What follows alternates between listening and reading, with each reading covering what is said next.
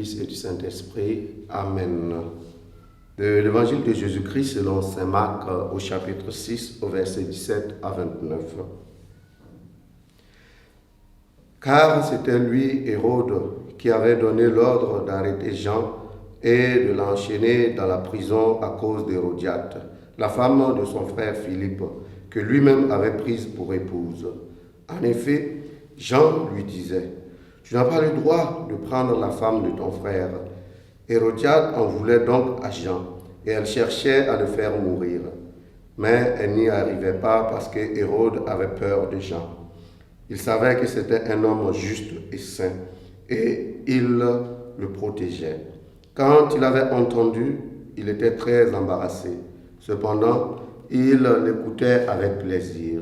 Or, une occasion favorable se présenta quand, le jour de son anniversaire, Hérode fit un dîner pour ses dignitaires, pour les chefs de l'armée et pour les notables de la Galilée.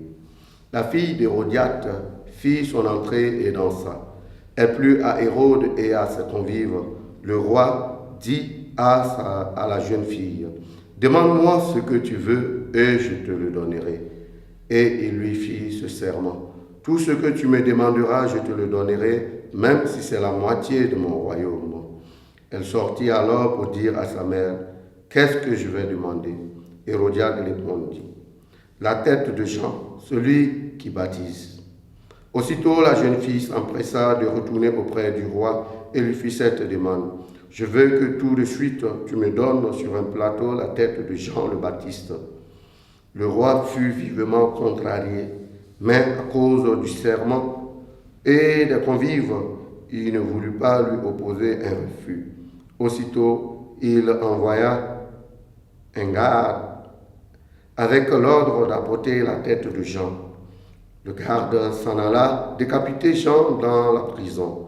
Il apporta la tête sur un plateau, la donna à la jeune fille et la jeune fille la donna à sa mère. Ayant appris cela, les disciples de Jean vinrent prendre son corps et le déposèrent dans un tombeau. Parole du Seigneur, nous rendons grâce à Dieu. Bien-aimés dans le Seigneur, aujourd'hui nous faisons mémoire du martyre de Saint Jean-Baptiste, et la parole de Dieu d'aujourd'hui nous met en situation trois personnes qui pourraient caractériser notre manière de vivre, notre manière d'être en tant que chrétien.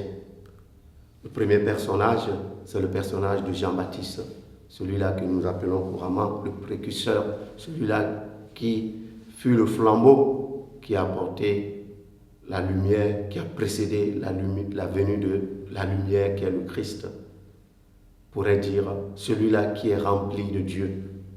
Et lorsqu'on est rempli de Dieu, cela implique justement des attitudes de cohérence.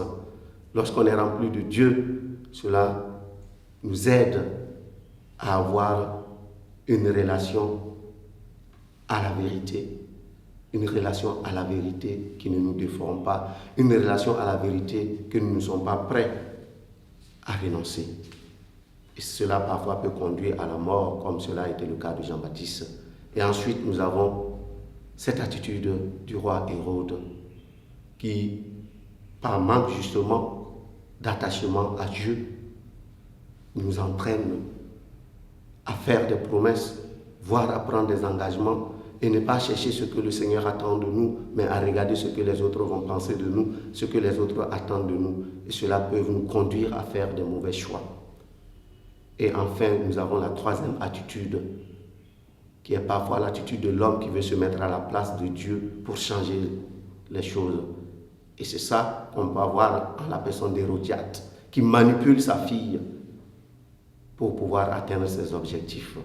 Et très souvent, nous sommes dans ce genre de situation-là, où nous manipulons les personnes pour pouvoir atteindre nos objectifs. Au cours de cette journée, nous allons demander au Seigneur la grâce de discernement pour pouvoir garder une cohérence de vie qui nous aide à ne pas nous compromettre, qui nous aide à ne pas renoncer à la vérité au risque de notre vie, mais aussi qui nous aide à retrouver le chemin de la conversion si nous incarnons ce personnage d'Hérode ou d'Hérodiade pour vraiment nous laisser transformer par le Seigneur, pour nous laisser transformer par sa parole et sa présence. Loué soit Jésus-Christ.